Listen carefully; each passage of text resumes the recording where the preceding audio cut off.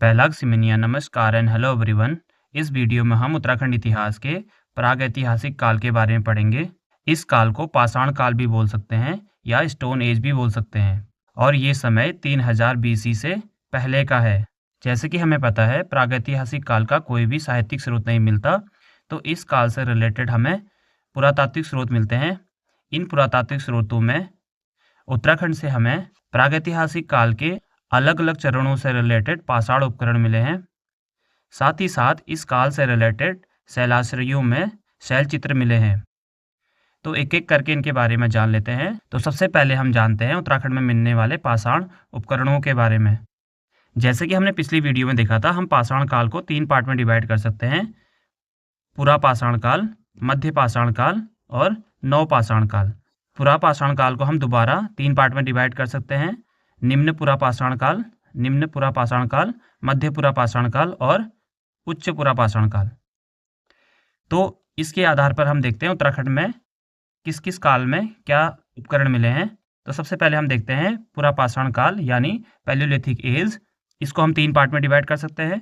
तो इसमें जो पहला पार्ट है वो है निम्न पुरा पाषाण काल। तो उत्तराखंड में लोअर पैलियोलिथिक युग से रिलेटेड जो उपकरण मिले हैं वो हमें कालसी के पास यमुना नदी के तट पर, श्रीनगर के पास अलकनंदा नदी के तट पर, पश्चिमी रामगंगा घाटी अल्मोड़ा के पास और खुटानी नाला नैनीताल में मिले हैं। और इनकी खोज की है डॉक्टर केपी नौटियाल और डॉक्टर यशोधर मठपाल ने। और लोअर पैलियोलिथिक युग से रिलेटेड जो मुख्य उपकरण है वो है मुष्टि कुठार, जो पुरा पाषाण काल को 3 पार्ट में डिवाइड किया गया है। सबसे पहले आता है निम्न पुरा पाषाण काल, फिर मध्य हो गया, उसके बाद उच्च हो गया। तो 3 पार्ट है। और इतिहासकारों ने जो ये वर्गीकरण किया है, ये जो औजार मिले हैं इनके साइज के आधार पर किया गया है। तो जो निम्न पुरा पाषाण काल होगा उसमें जो भी औजार मिले होंगे वो बड़े साइज के होंगे। तो निम्न पुरा पाषाण काल से रिलेटेड जो प्रमुख उपकरण है वो है मुष्टि कुठार। तो इसमें हाथ में पकड़ करके इसको औजार के तौर पे यूज करते थे। तो पैलियोलिथिक काल से रिलेटेड जो दूसरा वर्ग है उसमें है मध्य पुरा पाषाण काल। डॉक्टर नौटियाल ने श्रीनगर के पास मिडिल पैलियोलिथिक उपकरण मिलने का दावा किया है। और इसमें जो प्रमुख उपकरण है वो है सल्क यानी फ्लेक्स और खुरचनियाँ, जिन्हें स्क्रैपर्स भी बोल सकते हैं। तो जो पिक्चर आप देख रहे हैं, ये देख रहे होगे सेंटीमीटर में है, तो ये फ्लेक्स हो गए और ऐसे ये स्क्रैपर्स हो गए। अगर हम पैलियोलिथिक काल के सबसे लास्ट का टाइम पीरियड देखेंगे, नवपुरा पाषाण काल, तो इस काल में हमें उत्तराखंड में कोई भी उपकरण अभी तक फिलहाल नहीं मिले हैं। लेकिन अगर हम हिमालय क्षेत्र में देखेंगे तो अन्य क्षेत्रों में हमें इस काल से रिलेटेड उपकरण मिले हैं। तो जो पहला टाइम पीरियड था इसको हम 10,000 बीसी से पहले का टाइम पीरियड बोल सकते हैं। उसके बाद सेकंड नंबर पे होगा मध्य पाषाण काल, मेसोलिथिक एज। ये जो टाइम पीरियड होगा ये लगभग 10,000 से लेके 6,000 बीसी के बीच होगा। इस काल के जो उपकरण होते हैं वो अत्यंत छोटे होते हैं, इसलिए इस काल को माइक्रोलिथ भी कहा जाता है। जैसे कि आप पिक्चर में देख पा रहे होंगे, ये बहुत छोटे छोटे उपकरण हैं। और उत्तराखंड में भी इस काल से रिलेटेड MP जोशी जी ने जसकोट के निकट क्वार्टजाइट पत्थर की रोड़ी के ढेर खोजे हैं। रोड़ी पत्थरों से ही बोलते हैं, जो छोटी छोटी पत्थर होते हैं उनको रोड़ी कहा जाता है। तो कहाँ मिले हैं? जसकोट, जो कि पौड़ी गढ़वाल में है, जिसमें पान की पत्तियों के आकार के त्रिभुजाकार उपकरण और सुषमाशय मिले हैं। सुषमाशय मतलब बहुत छोटे छोटे पत्थर मिले हैं। अब हम देखते हैं नव पाषाण काल से रिलेटेड। इस काल में जो मानव था वो पॉलिश किए हुए पत्थर के औजारों का प्रयोग करता था।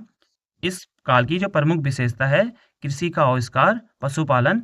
इस वजह से जो मानव था वो स्थायी जीवन जीने लगा था एक जगह पर रह करके। उत्तराखंड में भी इस काल से रिलेटेड अनेक पुरातात्विक अवशेष मिलते हैं।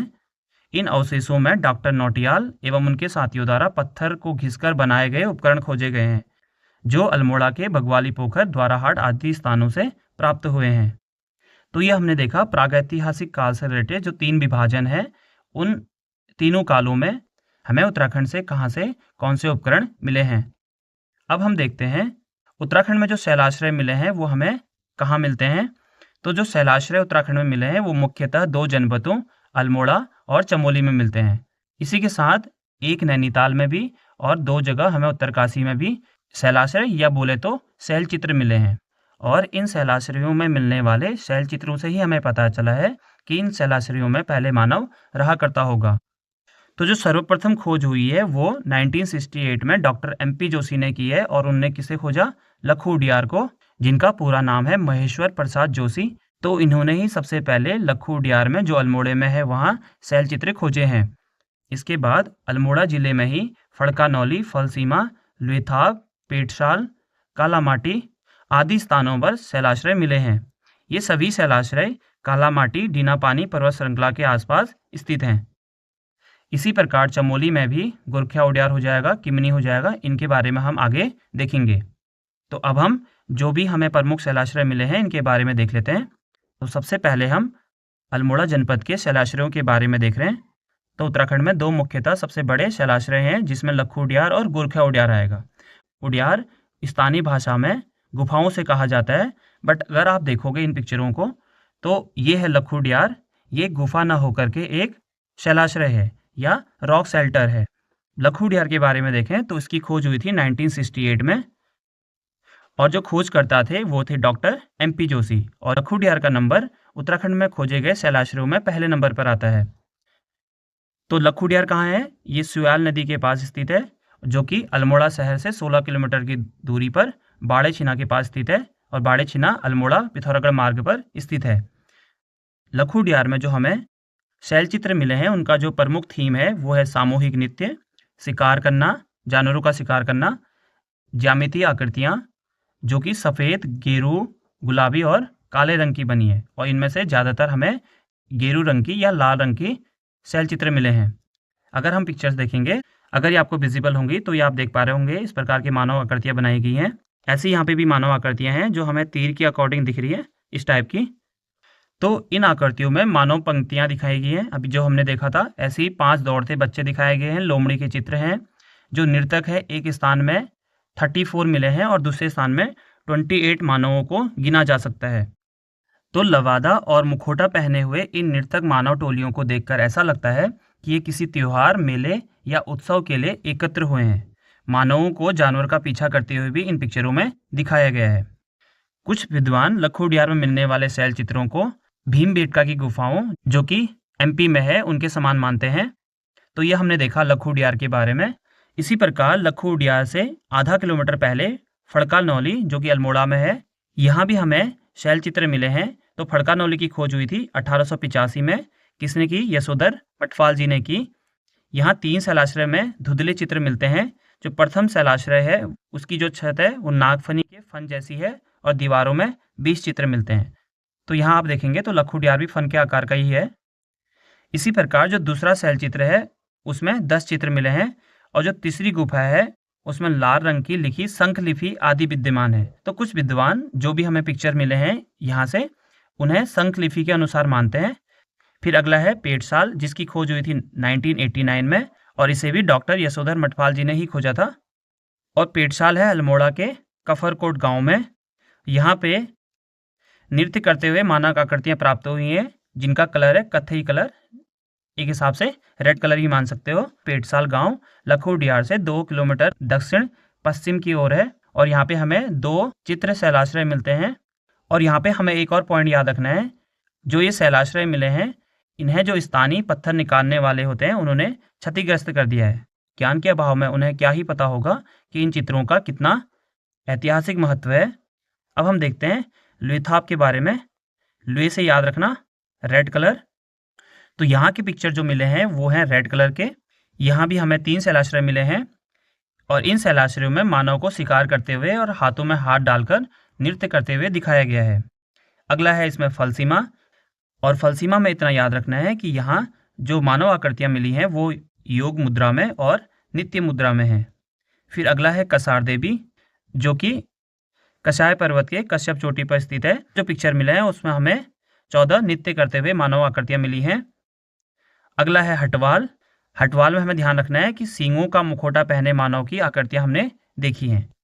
अब ऐसे ही नैनीताल में मंगोली के निकट शैलाश्रय मिले हैं, और ये आकृतियाँ बहुत ज़्यादा धूमिल हो चुकी हैं या धुंधली हो चुकी हैं। तो नैनीताल में बस हमें इतना याद रखना है कि मंगोली के निकट शैल चित्र प्राप्त हुए हैं। अब हम देखते हैं चमोली डिस्ट्रिक्ट में मिलने वाले शैलाश्रयों के बारे में। तो चमोली में जो पहला और प्रमुख है वो है गोरखिया उडियार। अब गोरखिया उडियार का नाम गोरखिया इसलिए पड़ा, ऐसा माना जाता है जो गोरखा सैनिक थे वो गाँवों से लूटपाट करके जो भी सामान प्राप्त करते थे वो इस गुफा में छुपा देते थे। लेकिन यहाँ गुफा जैसी कोई चीज़ है नहीं। इस प्रकार इस जगह का नाम गोरखिया उडियार पड़ा। लोगों को तो इसके बारे में पहले से पता था, लेकिन पुरातत्वविदों के सामने जो इस उडियार को प्रकाश में लाया उनका नाम है राकेश भट्ट जी। और कब लाए? 1993 में। और स्थान कहाँ है? चमोली के डुंगरी गांव में, जो कि अलकनंदा नदी के किनारे स्थित है। तो ये आपको नदी पता होनी चाहिए, कौन सी गुफा किस नदी के किनारे है। अल्मोड़ा की मैक्सिमम गुफाएं हमें सुयाल नदी के किनारे ही मिलेंगी। और गोरखिया उडियार में मिलने वाले शैल चित्रों का जो मुख्य विषय था या जो मेन थीम थी वो थी पशुचारक संस्कृति और पशुओं को हकाना। हकाना मतलब भगाना, एक प्रकार से भगाना। कैसे? घेरा बना करके।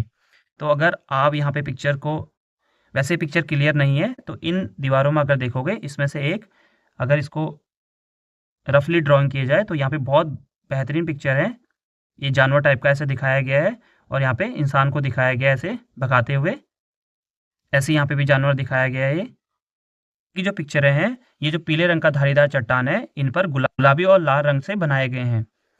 डॉक्टर यशोधर मठपाल जी के अकॉर्डिंग इन शैलाश्रयों में लगभग 41 आकृतियां हैं, जिनमें 33 आकृतियां मानव की और 8 आकृतियां पशुओं की हैं।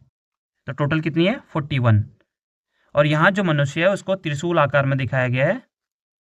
और मानव के अलावा भेड़, बारहसिंगा, लोमड़ी आदि के रंगीन चित्र यहाँ पे मिलते हैं।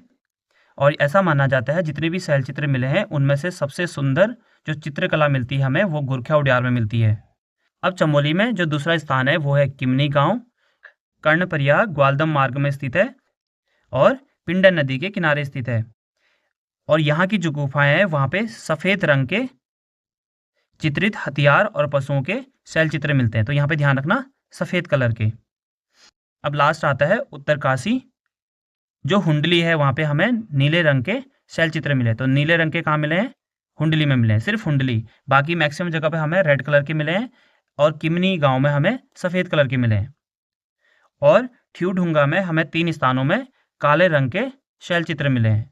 और ठ्यूढुंगा पुरोला घाटी में स्थित है और यहाँ भी हमें शंखलिपि जैसे चित्र मिले हैं। तो ये हमने देखे उत्तराखंड के प्रमुख शैलाश्रयों के बारे में। तो अगर हम सारे शैल चित्रों को देखें तो इनका जो प्रमुख विषय था उनमें शिकार करना, नृत्य करना, दैनिक जीवन से रिलेटेड, पशु आकृतियाँ और ज्यामिति पैटर्न्स हमें दिखेंगे। और जो इनका रंग था वो था गेरू कलर का, सबसे ज़्यादा रेड कलर के ही मिलते हैं। सफ़ेद भी थे, काला भी था और नीला कलर भी देखा था हमने। ऐसी गुलाबी और लाल कलर हो गया, सबसे ज़्यादा लाल कलर के हैं। तो ये ध्यान रखना, ये शैलाश्रय प्राचीन सभ्यता, कला और मानव जीवन की झलक प्रदान करते हैं और पुरातात्विक महत्व के भी हैं। तो अगर हम लखोटियार उडियार जाएंगे तो यहाँ पे हमें बहुत ऊंची हाइट में भी पिक्चर्स मिले हैं। तो ऐसा माना जाता है ये जो पिक्चर तब के मानव ने बनाया होगा, किसी सीढ़ी की सहायता से यहाँ तक पहुँच करके पिक्चर बनाए होंगे, या यहाँ पे कोई पेड़ रहा होगा जिसकी हेल्प से उसने यहाँ पे पिक्चर बनाए होंगे। तो इस वीडियो में हमने देखा उत्तराखंड में मिलने वाले प्रागैतिहासिक काल से रिलेटेड साक्ष्यों के बारे में। तो इस वीडियो में इतना ही है। मिलते हैं अगली वीडियो में जिसमें हम देखेंगे आदि ऐतिहासिक काल से रिलेटेड, मतलब 3000 BC से लेके 600 BC के बीच में उत्तराखंड से रिलेटेड हमें क्या क्या साक्ष्य मिलते हैं।